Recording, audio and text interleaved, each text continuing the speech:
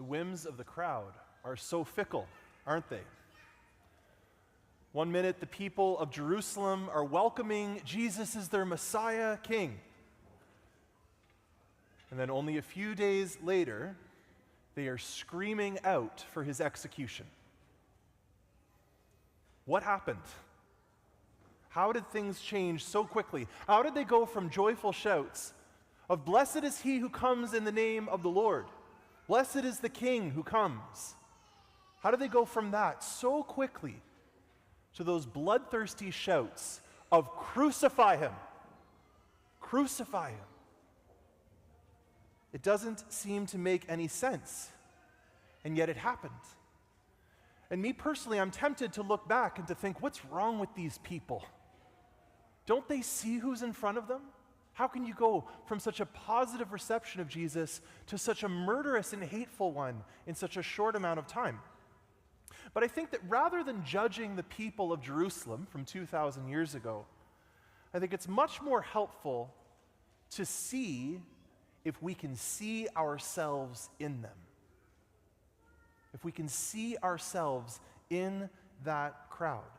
For instance, don't you find it easier to follow Jesus when everyone else around you is doing that? When you can just go along with the crowd? I know that me personally, I find that it's so much easier to live out my faith when my faith is fulfilling all of the expectations that I have for it. It's so much easier to do that. And could that be a part of what is happening in the Jewish crowd that day?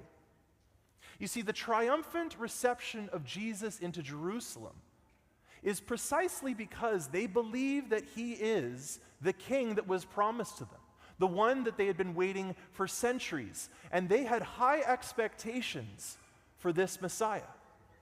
They had high expectations. They expected that the Messiah would come to establish a Jewish kingdom in Israel, that he would unite the people in overthrowing the Romans and driving them out, that he would establish justice, that he would bring peace to the land. And so, of course, they're excited that he's arrived. I mean, wouldn't you? The king is here. The Messiah has finally come. Our families can be free. The oppressors will be cast out. Everything will get back to the way it's supposed to be. We would have power over our enemies again. And I think that this is one of the reasons they're so jubilant when Jesus comes. And I also think that there's people that are there in the crowd that day that don't really know what's going on. Maybe they don't fully understand even who Jesus is, but they're just caught up in the excitement of the day. The people waving palms and shouting Hosanna, and the king is here, and it's like this parade into the city. And I can just imagine people being swept up in the moment.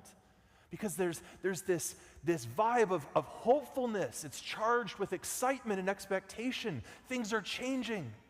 There's a joy, and people are just swept along with everyone else calling out Jesus' name.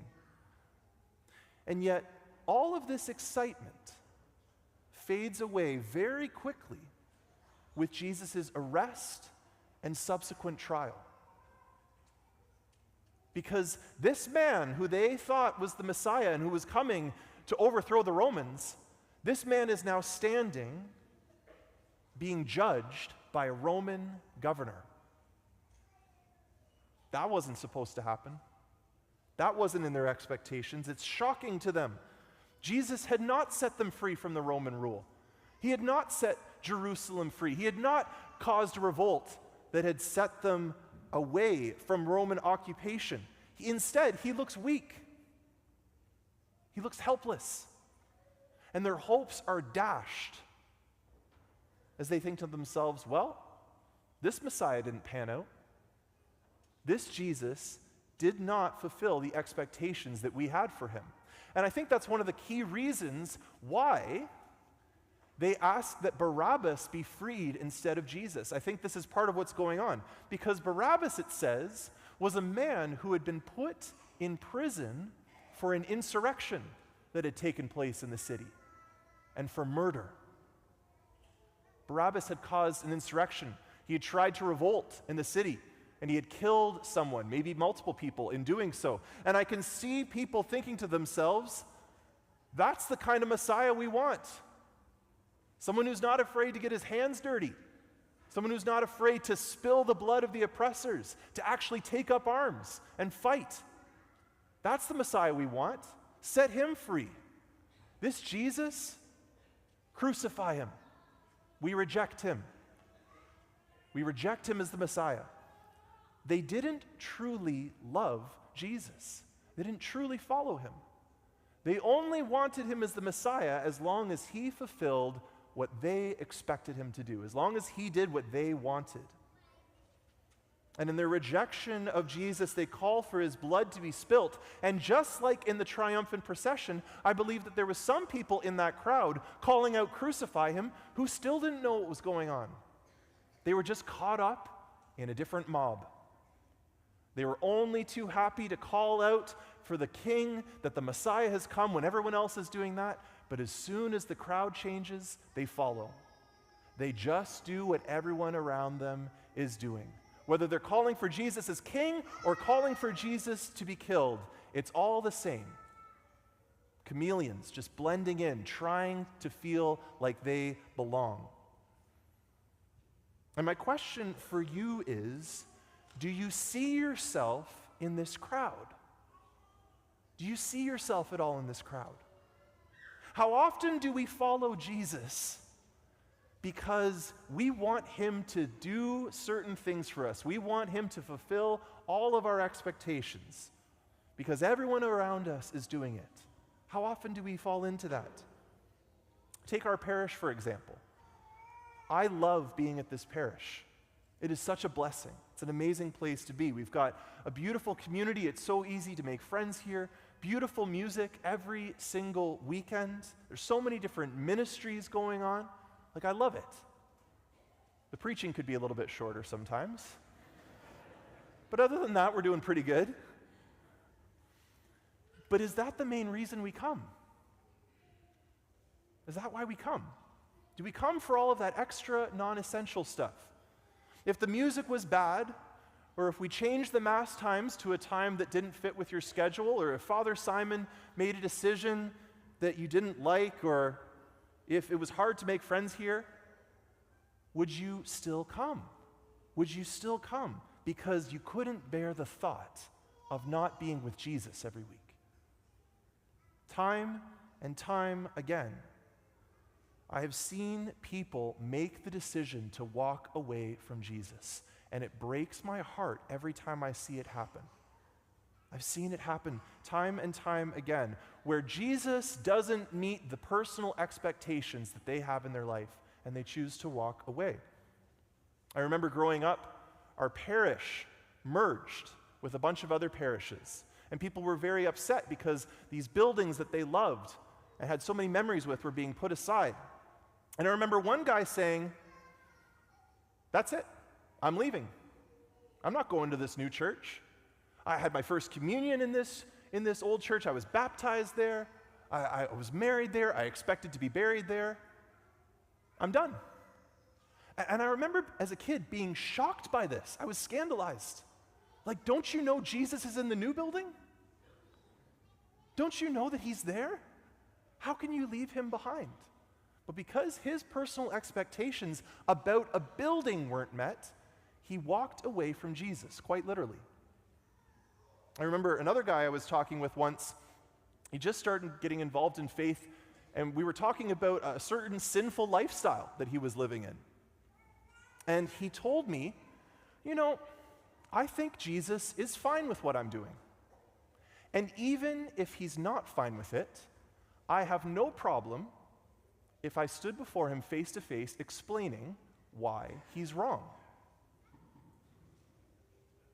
Really? That's bold. I don't think I would be telling the creator of the universe, the giver of law, of the moral law itself, I don't think I'd be telling him that he did anything wrong. Right? But this was a hang-up for him. He liked Jesus, but he wasn't willing to follow him. And this is not a judgment of people. I'm not sitting in judgment over these people saying like, oh, they're the worst people ever. Good riddance. Get out of here.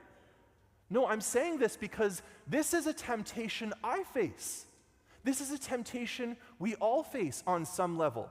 If we are coming to church because of the beautiful buildings or the moving music or the friends that we've made or any of these other extra things, then if any of that gets taken away, our faith will fall away.